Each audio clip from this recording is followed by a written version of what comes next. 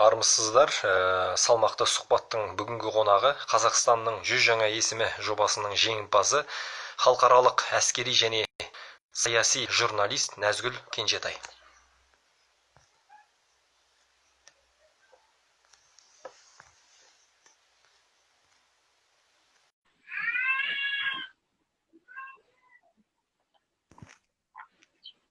Қош келдіңіз, қалыңыз қалай? Қош болдық. Рахмет үлкен, өздеріңіз қалайсыздар? Бәрі жақсы, рахмет. Нәзгүл ханым, қанша тілі білесіз? Әңгімемізді осыдан бастасақ. Назгүл дей беріңіз. Қанша тіл? Қазақша, ана тіліміз, орысша, біздің Қазақстанның екінші тілі, ағылшынша міндетті түрде білу тиіс тілдердің бірі. Түркияда білім алғандықтан түркше міндетті түрде, және қосымша немісшемен французша, фарсы тілі де керек болды, себебі таяу шығыста жұмыс жасау қиын, және де basic, яғни тек қана сөйлеу түрде күртше деп айтуға болады. Енді тағы да арабшаны да қосуға болады, бірақ оны да жетілдіру қажет. Тамаша. Түркия мен Сирияның шектескен аумақтарында және тағы басқа қауіпті жерлерде журналистік зерттеулер жүргізген екенсіз. Әскери қақтығыстан қажыған халықтың қайғы-мұңын көру жүрекке, жүйкеге салмақ екені анық. Жалпы өлім мен өмірдің шекарасында жүретін мамандықты таңдағаныңызға жақындарыңыз қалай қарады, қарсы болмады ма? Бұл салаға қалай келгенімді өзім де байқамай қалдым деп айтқаныңыз да бар екен. Жалпы қалай айтсақ болады, негізінде әрдайым адам өз мамандығын таңдай бермейді. Кей уақыттарда ол жағдай соған байланысты таңдалуға тиіс болып жатады. Кейбір жағдайда өзіңіз байқамай қаласыз, ол мамандық сізге ұнап қалады, ары қарай сіз сол мамандық арқылы жалғастыруыңызға да болады. Сондықтан да бір адам ол әрдайым мамандықты таңдайды деген нәрсе емес. Кейде мамандық сізді таңдауы мүмкін. Мендегі жағдайда дәл солай деп айтсақ та болады. Бұл әрине қиын аймақтар. Мамандықтың мысалы жаманы жақсысы жоқ, қиыны оңай жоқ, барлығы бірдей. Сондықтан да бұл мамандықтың да басқа мамандықтардан басқа айырмашылығын көріп тұрған жоқпын негізінде. Жалпы қалай келдік? Жалпы өз мамандығым, өзімнің сүйіп таңдаған мамандығым журналистика, бірақ журналистиканың да басқаша тармақтары бар. Бұл да бас тартылмайтын ең маңызды тармақтарының бірі саяси және әскери журналистика. Бұл таяу шығыста қызмет атқарып жүрген кез келген журналист біледі. Тек қана бұл мамандықтағы журналистер ғана емес, жалпы әлем саясаты мен саясатына қызығушылық танытатын және осы алаңды зерттеп жүретін журналистердің барлығы міндетті түрде әскери және саяси журналистикаға кірулері тиіс. Осы шарттарға байланысты мен де бұл мамандықтың ішінде табылдым. Түсінікті. Сирия, Таяу Шығыс, Кавказия, Орта Азиядағы жағдайларға толығырақ тоқталсаңыз. Қазіргі таңда білесіздер, діни проблемалар емес, діни қақтығыстықтардан пайда болған проблемалар бет алуда. Бұның да әрине коронавирус бұл проблемалардың басып бірінші орынға шықты деп айтсақ та болады. Екіншісі ол үкіметсіздік, системаның жоқтығы, жаңағы мезхеп айырушылық немесе бөтенсіну, сізден болмағанда басқа бөтен біреу ретінде қабылдау, қоғамдағы өзара қақтығыстар, бұлардың бәрі бұл географияларда үлкен қақтығыстарға орын алып келді.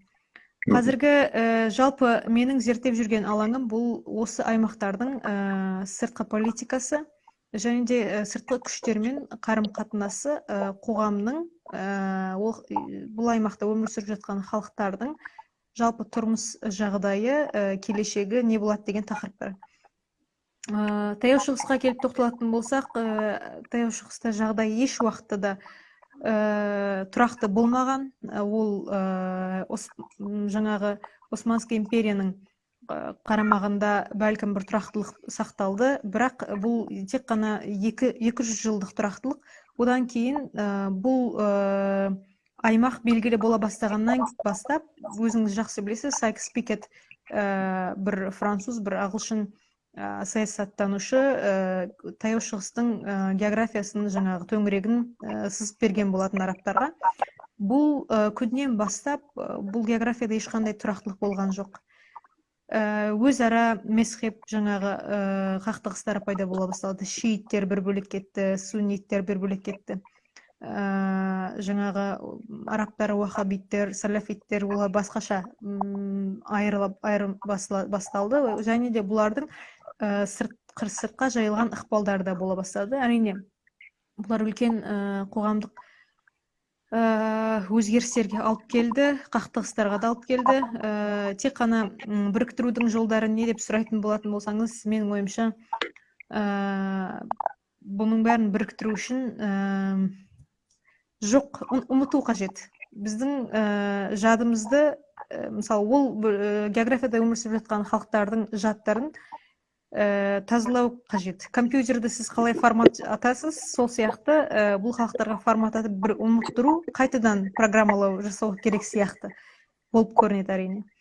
Жалпы жағдайлар осы Кавказияда да осы дін мәселелерімен байланысты зерттеу жұмыстарым болды. Қазіргі таңда Орта Азияға байланысты рапорттар, ғылыми жобалар жасалуда. Орта Азияға Қытайдың да ықпалы бар, оны да білесіздер. Бұл қазіргі менің бет алған жаңа жобаларымның бірі деп айтсақ та болады. Сіңіз оңға баса берсін.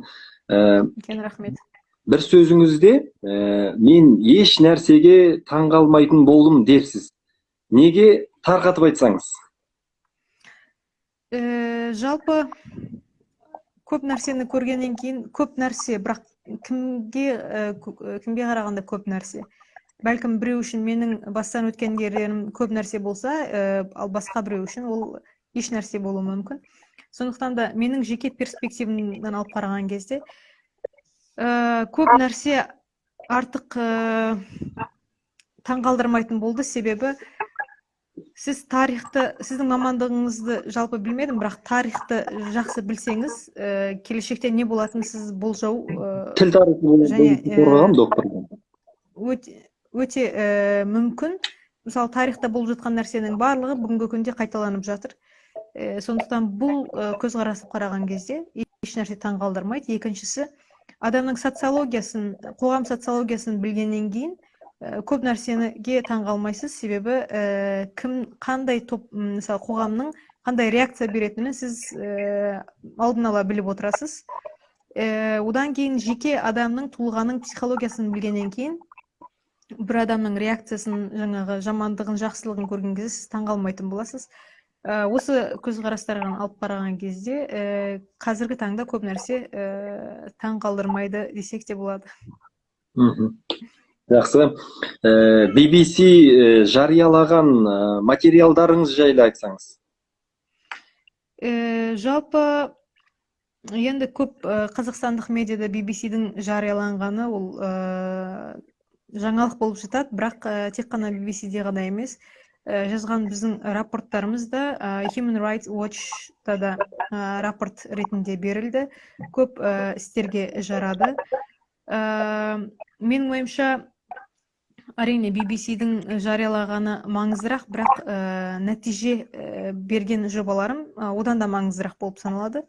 Сондықтан нәтиже берген жобаларымның бірі де олар жаңағы босқындардың регистрациясыға өтілуі, бұл менің жазған мақалаларымның нәтижесінде, және олардың жетімханаларға орналасуы немесе куәліктерін алуы, бір елдің, қоғамның мүшесі болуы.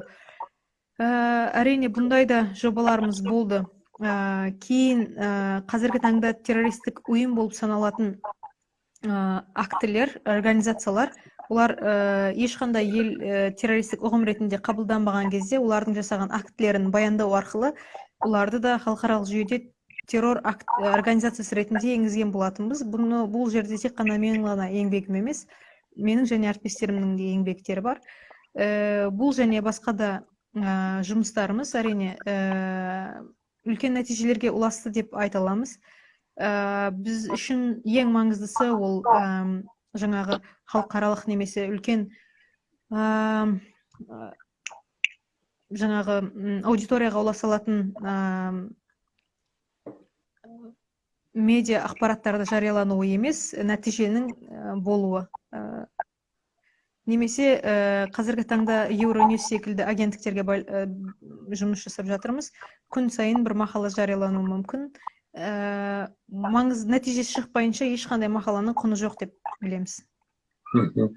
Бүгінгі таңда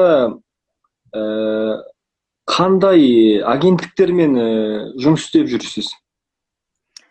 Мен негізінде жұмыс жасау аймағым әртүрлі болуына байланысты, яғни әртүрлі емес, шығыс аймақтармен, шығыс блок тармағымен террор ұйымдарының бет алып жатқан және де адам құқықтарының меңгерілмеген жерлерін зерттеу ол қазіргі таңда журналистік алаңы болып саналады. Соған байланысты тек қана бір ғана агенттікке байланысты жұмыс жасау менің жұмыс жасау алаңыма кедергі жасайды. Бірақ мен жалпы журналистик федерациясы бар, сол халықаралық журналистик федерациясы, соған байланысты жұмыс жасап жатырмыз. Мен жариялаған еңбектерім керекті агенттіктерге жарияланады. Мысалы, қазіргі таңда біз Euronews-пен бір рапорт жасап жатырмыз. Бұдан кейін Foreign Policy-мен жұмыс жасауымыз мүмкін. Бұл тақырыптарымызға байланысты, жобаларымызға байланысты өзгерісін таба береді. Түсінікті. Докторантурада оқу ойда бар шығар? Шын мәнісінде де журналистикамен қосымша академияны алып жүруге тырыстым, бірақ шын мәнісінде қиынырақ болды. Екеуі екі басқаша тармақ, бірақ екеуі де social science болғанымен де тармақтар басқаша. Бірақ сіз балансы ұстай алсаңыз, өте керемет нәрсе болар. Себебі журналистика ол сіздің міндетті түрде стресспен, депрессиямен бірге алып жүруіңіз тиіс мамандықтардың бірі. Ал академия ол тыныш жерде отырып зерттеу жұмысыңызды жүргізілетін нәрселердің бірі. Сондықтан да қазіргі таңда докторантура мен үшін керек мамандықтардың, керек нәрселердің бірі. Міндетті түрде жалғастырамын, бірақ уақыт қажет деп ойлаймын. Себебі академияны өзіңіз білесіз, бір мақала жазу үшін минимум 6 ай талап етеді. Жақсы. Болашақ журналистерге айтар ақыл кеңесіңіз? Негізі менің ойымша, жалпы менің перспективімен көрем, бұл журналистика өте қиын мамандықтардың бірі. Ол журналистика тек қана доклад жасау немесе болып жатқан нәрселерді жеткізіп беру емес, сонымен қатар оны сипаттау. Сонымен қатар шынайы перспективаны жеткізе білу. Егер сіз бұны жеткізетін болсаңыз, сізге қысым жаңағыдай қауіп төнуі де мүмкін. Себебі, мысалы, автократиялық режимдегі елдерде жұмыс жасайтын журналистердің жұмысы өте қиын. Мысалы, Белоруссияға біз кіре алмадық, бізді депорт жасады, себебі біз тәуелсіз журналист ретінде кіргіміз келген. Себебі білесіздер, ол жақта әлі күнге дейін коммунистік режимнің қалдықтары бар, автократиялық режим бар. Соған байланысты журналистер емін-еркін жұмыс жасай алмайды. Қарапайым осындай жағдайлар, мысалы, біз жазған мақалаларда да, егер ол біреулерге ұнамаса, сізге оны өшіртуі мүмкін. Бұндай жағдайларға сіздің дайын болуыңыз қажет. Егер сіз принцип арқылы өшіргіңіз келмесе, жазған мақалаңыз, себебі ол сіздің жемісіңіз, ол сіздің еңбегіңіз. Сіз оған қаншама күніңізді, түніңізді бердіңіз. Егер өшіргіңіз келмесе, сізге басқаша түрлі ескертулер жасалады. Сіз бұндай ескертулерге әрине дайын болуыңыз қажет, қалай жауап беруіңізді білуіңіз қажет. Егер білмеген жағдайда да сізге физикалық тұрғыда қауіп қатерлер болуы да мүмкін. Журналистика расында да, егер шын мәнісінде де журналист болып жұмыс істегісі келетіндерге менің жеке пікірім, жақсылап ойланыңыздар. Барлығы да сіздер ойлағандай керемет бола қоймайды. Күресуге әрдайым дайын болуыңыз қажет. Және де өздеріңіздің жеке позицияңыз бен принциптеріңізде болуы тиіс. Жеке позициясы мен принциптері болмаған журналистердің сатылуы өте оңай. Бұл журналистердің де әріптестер арасында ешқандай да сыйы қалмайды. Түсінікті. Қазақ күш білімде, білім кітапта дейді ғой. Көрермендерге қандай кітаптарды оқуға кеңес бересіз? Жалпы көп кітаптар өте көп. Тек қана бір ғана перспективті кітаптар ғана емес, жан-жақты перспективті кітаптар оқу қажет. Тим Маршалл бір журналист, ол дипломатиялық журналистикада алаңында жұмыс жасап жүрген журналистердің бірі. Оның Prisoners of Geography деген кітабы бар. Ол кітап міндетті түрде оқуларыңызға кеңес беремін, себебі әртүрлі аймақта жұмыс жасаған бір журналистің еңбегі, өз пікірлері. Бұны міндетті түрде оқуларыңызға кеңес беремін. Одан кейін Фредерик Стардың Lost Enlightenment, яғни қалай айтсам болады қазақшасы, Lost Enlightenment деген кітабы бар. Орта Азия жайлы жазылған өте керемет кітаптардың бірі. Бұл кітапты да әрбір орта азиялық немесе әрбір қазақстандықтың оқуы тиіс кітаптардың бірі. Одан кейін тағы қандай кітаптар бар, оған кітапханама қарауым қажет. Жақсы кітаптар көп, бірақ олардың бірі, мысалы, менің алаңым ең көп жаңағы халықаралық қатынастармен байланысты болғаннан кейін, сіздерге міндетті түрде Маршаймер деген бұл үлкен теоретиктер, бұлардың да кітаптарын оқу арқылы сіздер әлемнің структурасын, кім қалай белгіленгенін, кімнің кім екенін біле алатын боласыздар. Себебі бұл өте қиын нәрсе. Көп жаңа журналистер болып жатады, кімнің қандай позициясын білмей жатып, мысалы халықаралық журналистикаға жөнеліп жатқан журналистер бар. Бұл журналистер әрине үлкен қателіктер жасап жатады.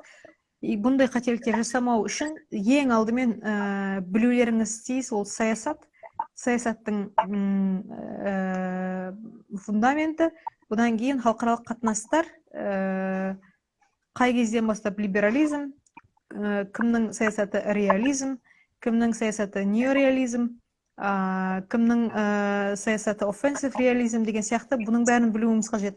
Журналистика оңай көрінгенімен, егер сіз жан-жақты болмасаңыз, көп нәрсені жоғалтып алуыңыз мүмкін. Ешқандай мақала жаза алмайсыз, және де жазған мақалаларыңыз ешқандай да халықаралық дәрежеде жарияланбайды. Сондықтан да журналист болу үшін менің кеңес беретін кітаптарым ол жан-жақты меңгеру. Бұл бір. Екіншісі, сіз журналистиканың қай саласына бет аласыз? Экономикалық журналист па, әлде халықаралық қатынастар журналисті ма, дипломатиялық журналист па, әлде тек қана ішкі саясат журналисті ма? Соған байланысты кітаптарыңызды шешуіңізге, таңдауыңызға болады. Түсінікті. Нәзгүл, онлайн кездесуіміз соңына келіп қалыпты. Уақыт тауып сұхбат бергеніңізге көп рахмет. ел жұртқа тілегіңіз болса мархабат. Біздің еліміз әлі дамымаған елдердің қатарында. Біздің де армандарымыз бар, елімізді дамытуға өз үлесімізді қосу деген сияқты. Менің ойымша әрбір қазақстандықтың арманы осы болуы тиіс. Біздер әрбір қазақстандық осы елімізді дамыту үшін бір үлес қосуымыз қажет. Бірге үлес қосқанымызда үлкен теңіздей толағайдай бола береді, еліміз жандана береді. Соған байланысты көп еңбек етуіміз қажет, ешқандай да ерінбеуіміз қажет. Максимум ең жоғарыға шығуды армандауымыз қажет. Бұл тек қана өзіміз үшін ғана емес, жеке тұлғамыз үшін ғана емес, ол біздің отбасымыз үшін, еліміз үшін де үлкен абырой бола береді. Егер біздер бір тұлға ретінде жұмыс жасамай